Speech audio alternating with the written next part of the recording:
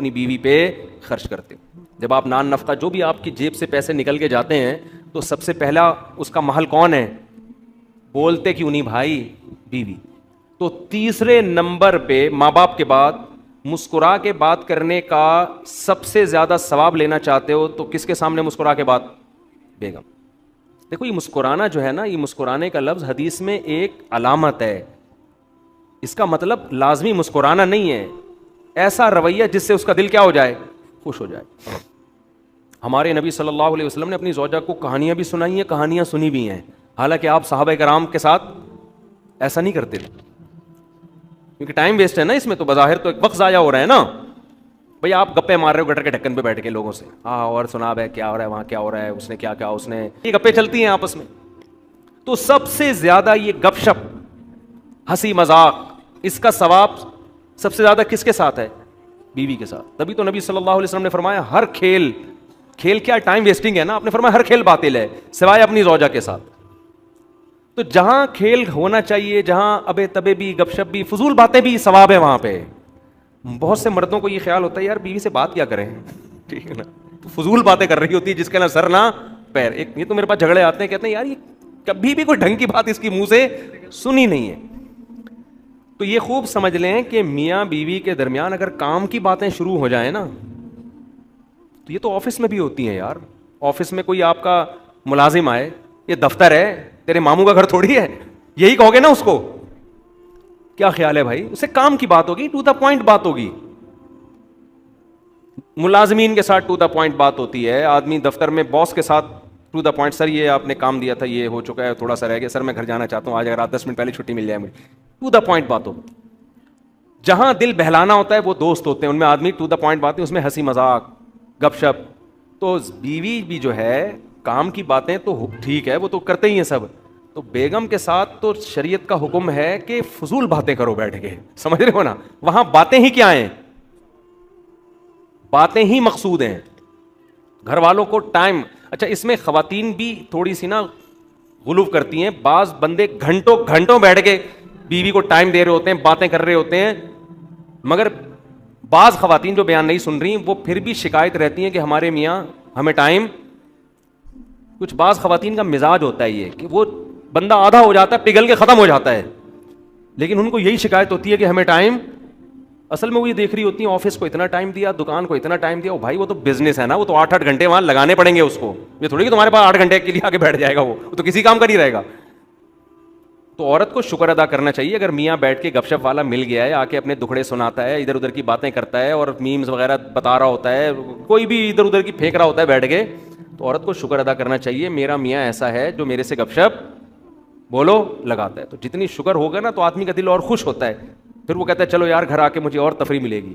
مردوں کو شکایت ہی ہوتی ہے اگر ہم کبھی اچھی بات کر بھی لیں تو آگے سے جواب ایسا ملتا ہے نا کہ وہ آدمی کہتا ہے یار چپ رہتا. تو بعض عورتوں کی عادت ہوتی. خیر جو اصل بات تھی کہ اگر آپ اللہ کے لیے مسکراؤ گے تو پھر ماں باپ کے بعد سب سے زیادہ مسکرانے کا ثواب کس کے سامنے ملتا ہے؟ بیوی کے سامنے. ہمارے نبی صلی اللہ علیہ وسلم حضرت عائشہ رضی اللہ تعالی عنہ فرماتی ہیں گھر میں ہمیشہ مسکراتے ہوئے چہرے کے ساتھ آتے تھے. کیسی زبردست بات ہے یار.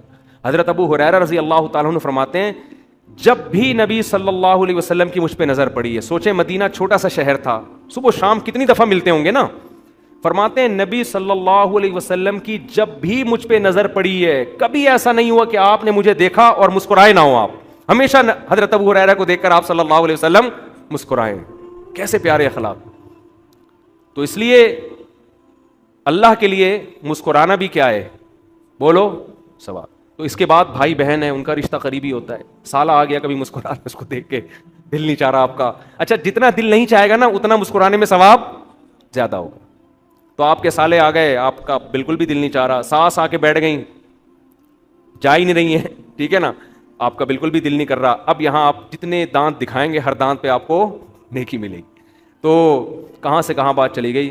تو میں اصل بات یہ کر رہا تھا کہ قرآن کہہ رہا ہے یومئذ تعرضون, جس دن تم اللہ کے سامنے پیش کیے جاؤ گے, فامنکم خافیہ, کوئی چیز چھپی ہوئی نہیں ہوگی. اتنی نیکیاں بھی میزان ملا کے اللہ تعالیٰ رکھے گا. ذرا سی برائی, مسکراہٹ کا الٹ کیا ہوتا ہے پیشانی پہ لکیریں لانا, یہ مسکراہٹ کی کیا ہے اگینسٹ.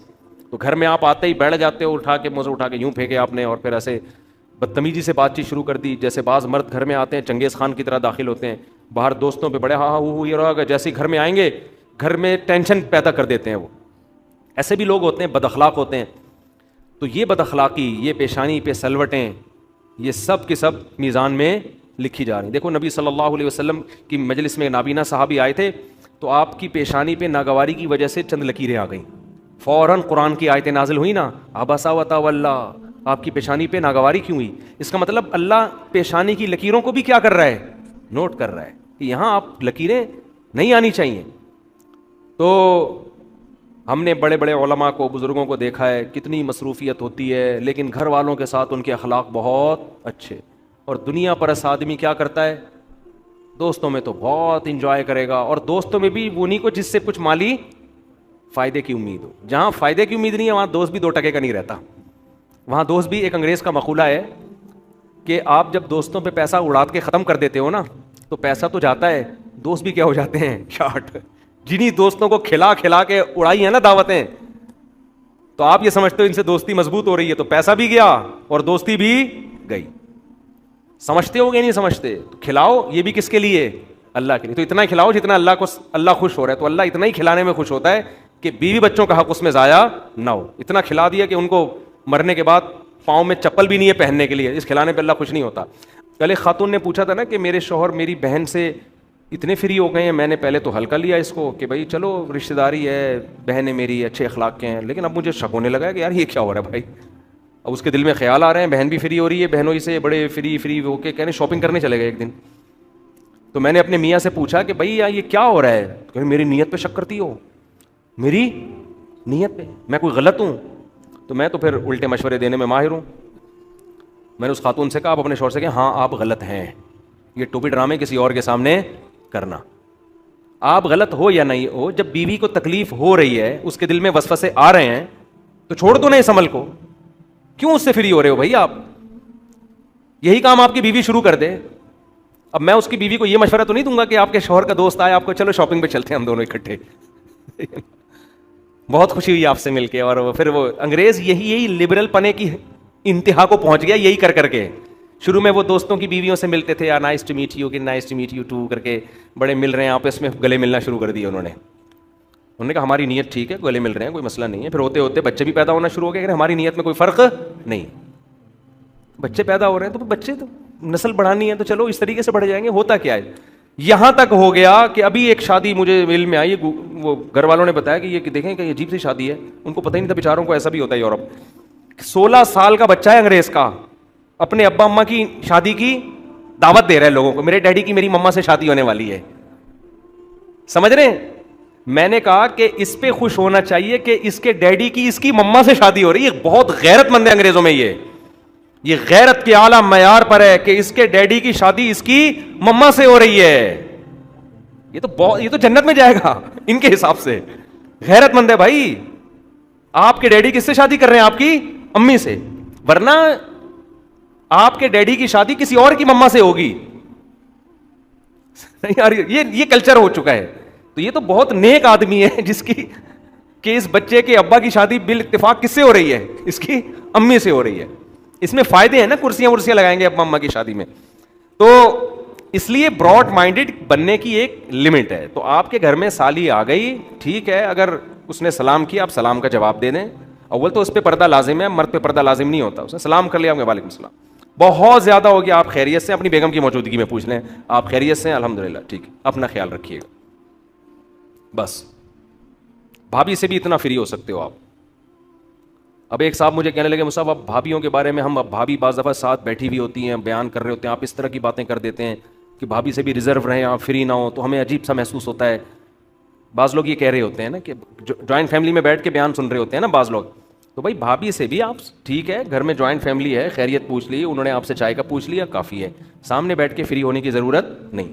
تو وہ صاحب مجھے کہنے لگے آپ ایسی باتیں, جیسے میں نے ابھی کر دی نا یہ بات, ہم فیملی سے ہمارا بہت, میں نے کہا ٹھیک ہے, پھر میں بیان میں اس طرح سے کہوں گا کہ جو اپنی بھابھی کے ساتھ بیٹھ کے بیان سنیں پلیز کائنڈلی تھوڑی دیر کے لیے دوسرے کمرے میں چلے جائیں, میں بھابھی کے بارے میں بات کرنے والا ہوں. جب بھی کسی پہ اعتراض کریں نا تو پہلے سوچ لیا کریں کہ اس کا آلٹرنیٹ ہم مفتی صاحب کو پہلے سے کوئی بتائیں, یا یہ مفتی صاحب یہ مسئلہ ہی بتانا چھوڑ دیں. کوئی آلٹرनेٹ ہو تو بتائیں, نہیں ہے تو پھر چپ کر کے